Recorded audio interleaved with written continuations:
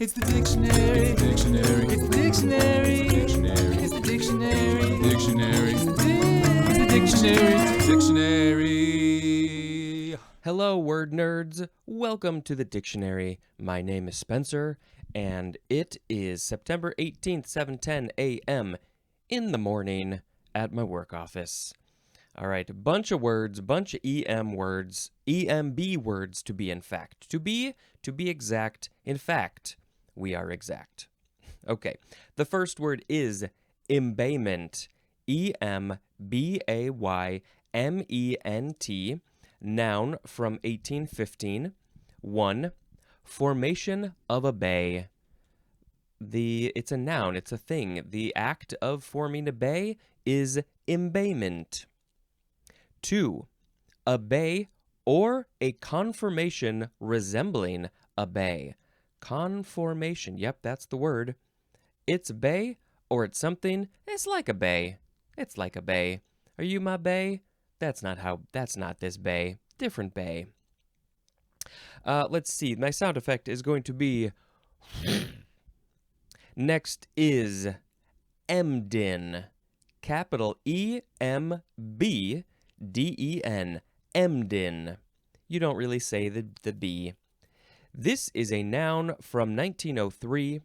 Any of a breed of large white domestic geese with an orange bill and deep orange shanks and toes.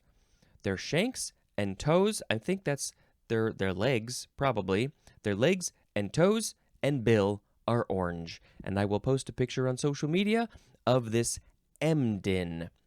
Now, here's the thing. This is from Emden, Germany, which does not have a B in the spelling, E-M-D-E-N. So why would we add a B, a silent B, bringing it over to English? That don't make no sense to me. Emden. They're big white geese. Big white geese is an Emden. Woohoo! I should have done a goose sound. Can we do that? Can we change it? What? Sure, let's go honk. The next word is embed. Now, looks like you can spell this, yes, embed. You can spell it E-M or I-M. I guess that's fine. I didn't realize that you could spell it either way. But if you want to, that's fine. Embed is a verb from circa 1794, starting with transitive, 1A. To enclose closely in or as if in a matrix. As in fossils embedded in stone. Yes, it's very tight quarters when you are enclosed in stone. I guess you'd call that a matrix. Stone could be a matrix? 1B. To make something an integral part of, as in the prejudices embedded in our language. Did you ever think about that? That there are prejudices embedded in our language? What are there certain words, turns of phrases that might show past prejudices, and we can't get rid of them because we don't even realize they're prejudice? I will shout out again the podcast The Allusionist. I think I've mentioned it before because I would really like to get the host of that podcast, Helen Zaltzman, on this show for the word etymology. She basically, in the show, which has been going on for a number of years, she sort of looks at the history and the cultural usage of words and phrases. So I'm pretty sure she has talked about certain prejudices embedded in language, English specifically. So to make something an integral part of, putting it into the thing, it's now an integral part of that thing. It's a very important part. Important might be a different kind of word. 1C, to prepare for sectioning by infiltrating with and enclosing in a supporting substance. And the thing that you are preparing is a microscopy specimen, a specimen to be looked at under a microscope. And so you're embedding it into it. Section for infiltrating. Yeah, embedding it. Never. I mean, I guess you're embedding it onto the slide? Something like that. Number 2, to surround closely, as in a sweet pulp embeds the plum seed. And that sweet pulp would be the rest of the plum fruit. It's just really embedded in there. It's just surrounded so closely. How is this different than 1A, to enclose closely in or as if in a matrix? I don't know. What's the difference? You're surrounding it closely with things. Here is intransitive, to become embedded. Oh my God, I'm embedded. I'm embedded in the stone. I'm a fossil, and I have been embedded. Embedment is a noun, and there's no etymology. That's interesting. Honk. Next is embedded, adjective from 1961, occurring as a grammatical constituent within a like constituent. And the thing that I guess is the grammatical constituent would be a verb, phrase, or clause. Oh boy, for some reason, these English, these words and phrases that have to do with describing English grammar just never stuck so good with me. You know, I got the basics down, the verb and the object, but anything past that, my brain is just like, it's like I need to relearn it all over again every time. So, occurring as a grammatical constituent within a like constituent. It's probably not complicated. It's just embedded in our words. Embedding is a noun. Honk, honk. Next is embellish. Yes, that's the next word. This is a transitive verb from the 14th century. 1. To make beautiful with ornamentation. The synonym is decorate, as in a book embellished with illustrations. I think more books need to be embellished with illustrations. This book, this dictionary needs more illustrations. We need all the illustrations we can get so it can be embellished. I don't feel like this is how we use this word quite as often as possibly this next one.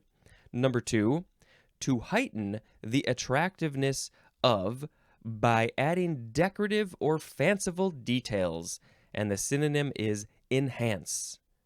Enhance. As in, embellished our account of the trip. We're making it sound better than it really was. We're maybe adding some details, maybe making it sound more exciting than it was, making it sound prettier than it was. Embellishing. I like to embellish stories sometimes. I'm not so good at this because I'm a very honest person, and I just describe things as they are, and I don't know, this was never really that's just not how my brain works. I'm very literal and to the point, and this is what it is, and be honest. In certain contexts, though, it can be fun to embellish. A synonym is the word adorn, and embellisher is a noun. This is from, let's see, the Anglo-French embellir, stem of embellir, which is from en plus belle, which means beautiful. So that's pretty much where this comes from. There's more at the word beauty. Embellish. We are making it bellish and beautiful. Honk. Embellishment is next. Noun from 1591. 1. The act or process of embellishing. And number 2, something serving to embellish. And I don't know why I said and number 2, because we also have and number 3. The number 5 definition for the word ornament. So, based on what we saw in the number 1 for embellish, making a thing beautiful with ornamentation, you're putting ornaments on a tree, you are embellishing the tree, and the things that you are putting on the tree are the embellishments, the ornaments, the lights, the popcorn string, the silvery, sparkly stuff, the tinsel. Oh, the tinsel. Do people still put tinsel on trees? That was all. It's a very hard job to put the tinsel on the tree correctly. Just like it's easy to just throw it on, but you gotta put it on very nicely. Oh, those are all embellishments. Honk. Next is ember. Ember, noun from the 14th century. 1. A glowing fragment, as of coal, from a fire, especially one smoldering in ashes. Oh, when there's a campfire, I love to get close and look at the embers and watch. Have you ever done that? Just watch it could be the coal, it could be the logs, but they're sitting there glowing. Ooh, it's just the coolest. Not cool, it's very hot, but it looks very cool. Number 2 is plural. The smoldering remains of a fire, the embers. At night, you're all tired and full of smoke in your face, and you're full of s'mores, and then the fire is dying down, and it's just the embers. It's just the embers. But before you go to bed, you gotta make sure that you put it out completely, because you don't want anything glowing and possibly accidentally starting on fire again. 3 is also plural. Slowly dying or fading emotions, memories, ideas, or responses still capable of being revived, as in the embers of his past. Wow, there was a lot of stuff going on there. The embers of his past, they're slowly dying, they're fading. What types of things are these? They could be emotions, memories, ideas, or responses. Responses. When you are quite old, all of these things, all of your past are your embers. But at the same time, it says that they're still capable of being revived. So they still have a bit of a spark. There's still something in there that could set things ablaze. Your memories can set the world on fire. Let's see, am I supposed to make a sound effect, or am I supposed to look at the etymology? I'm supposed to look at the etymology. What does the etymology say? This goes back to, we got Middle English, Old Norse, emirja, akin to the Old English emerge, which means ashes, from the Latin verb urere, which means to burn. So yeah, it's just sitting there burning, hunka burning embers. Honk. Ember Day is next. Now, do you say this differently? Ember, it's the same thing. 2 words, noun from before the 12th century. I've never heard of Ember Day. Looks like, because I am not a religious person, it is a Wednesday, Friday, or Saturday following the first Sunday in Lent, Whit Sunday, September 14th, or December 13th, set apart for fasting and prayer in Western churches. All right, people, you got to get this together. You got to figure it out. Which one is it? There were 4 options. More than 4 options, because it's the Wednesday, Friday, or Saturday following the first Sunday in Lent, Whit Sunday, September 14th. What? No, Wednesday, Friday, or Saturday following, I guess the first Sunday in Lent is one of the options, and then there's also Whit Sunday, and then there's September 14th, or December 13th, and it's the Wednesday, Friday, or Saturday after those, and you do fasting and prayer, and it's called Ember Day. And I don't know anything about this, so let's put a link in the show notes if you want to learn about Ember Day. Why is it called Ember Day? And why are there so many options throughout the year that it could be? Let's see. This is from Old English imbren, which means circuit, anniversary, circuit or anniversary. Oh, sorry. It's from the Old English imbrendag, which is from imbren plus dag, and dag means day, and the first part, imbren, means circuit or anniversary. So it's an anniversary day, probably. You finished a circuit. 1 loop around the year, 1 loop around the sun, and we're back. We're back to where we started. Honk. Today actually is September 18th. It's not a Wednesday, Friday, or Saturday, but I guess in a couple of days it would be that day after September 14th. Yeah, it's just another time around the sun. Okay, the next word, embezzle.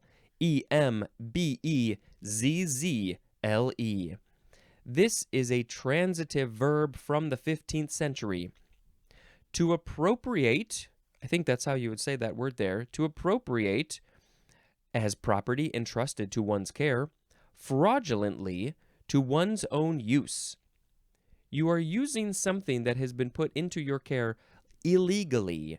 You are not allowed to be using this thing. It could be money, taken money for your own use, but it's not your money, it's somebody else's money. As in the example, embezzled thousands of dollars. Thousands of dollars. People are willing to do illegal things and possibly go to jail and ruin their life just for a few bucks. I don't think it's probably worth it. Embezzlement is a noun. Embezzler is also a noun. This is from, because it's an interesting word, embezzle. Let's see. This word embezzle has been embellished, maybe. Let's see. This is from the Anglo-French embezzaler, which means to make away with. That is from en plus bezzaler, which means to steal or plunder. So interesting. So the second part of the word is to steal or plunder. You're taking things away that are not yours. You're stealing and plundering like a pirate. You're a pirate plundering. But then you put the en before it, and it becomes a little bit different. It becomes to make away with. Now, but isn't that kind of the same thing as stealing and plundering? I'm making away with your money. I'm stealing your money. But does it have a more of a connotation of I'm getting away with it? I don't think so. Interesting. Embezzle.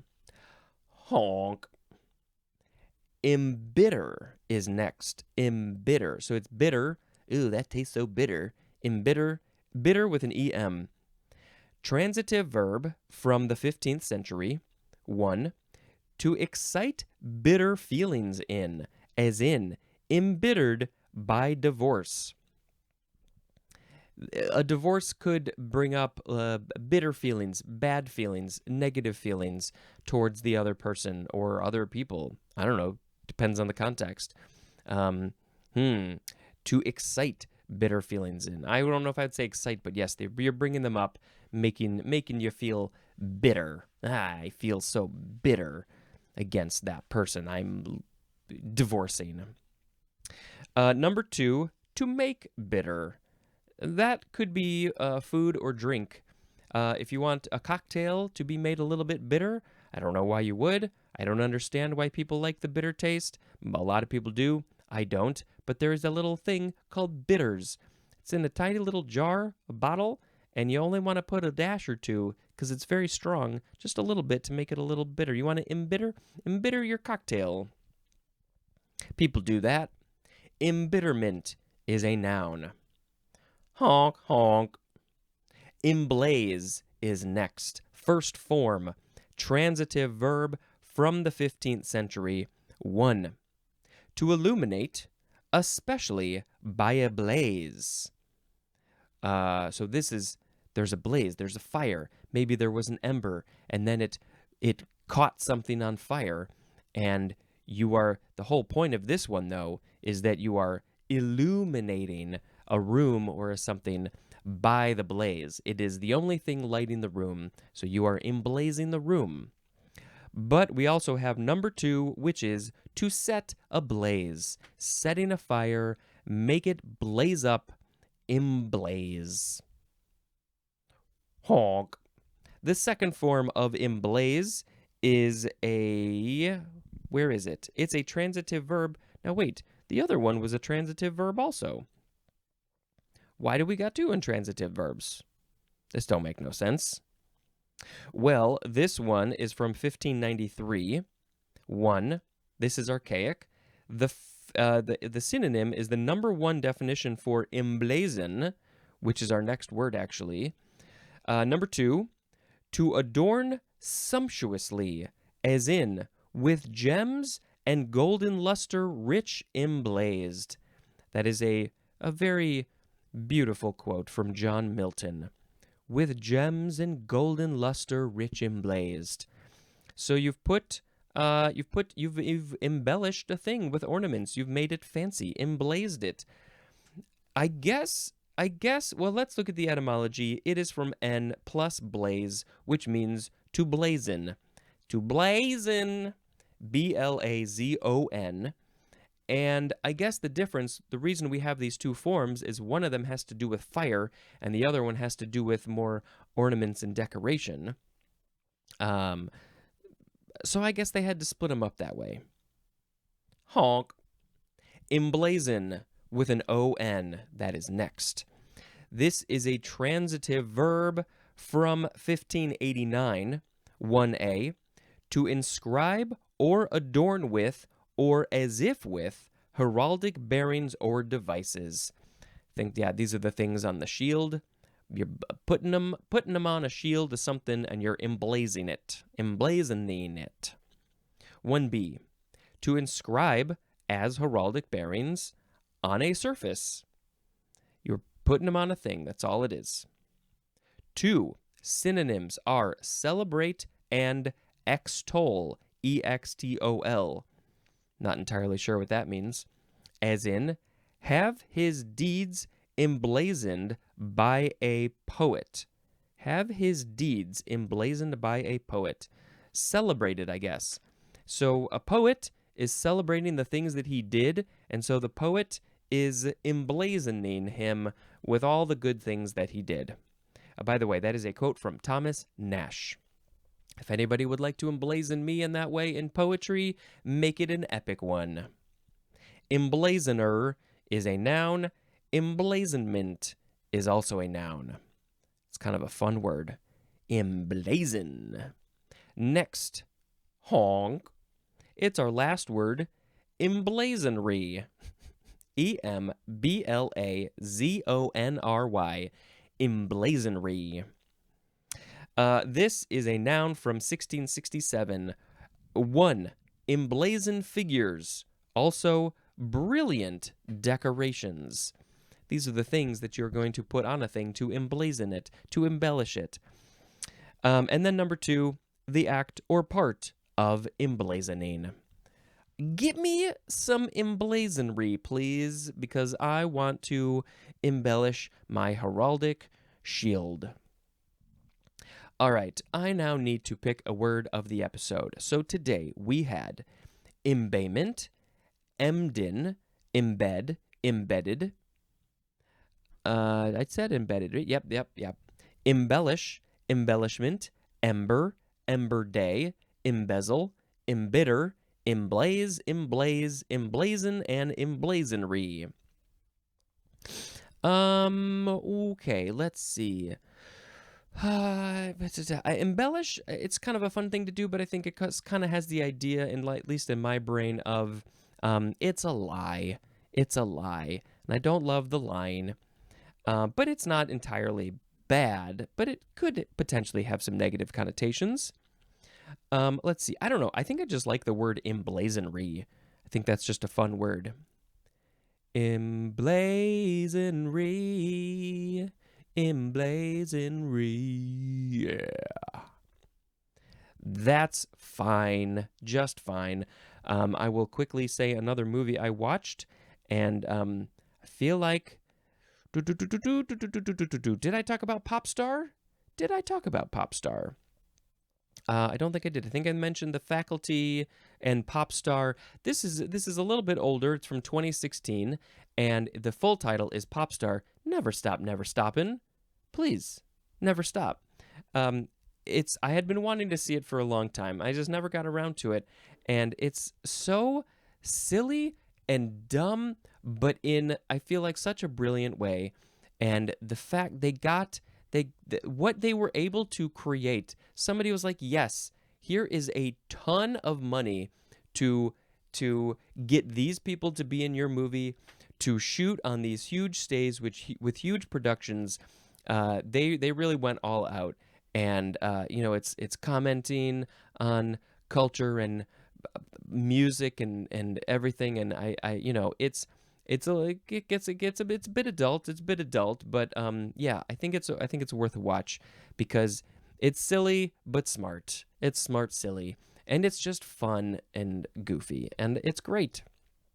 Okay, this is the end of the episode. Thank you very much for listening, and until next time, this is Spencer dispensing information. Never stop, never stopping. Goodbye.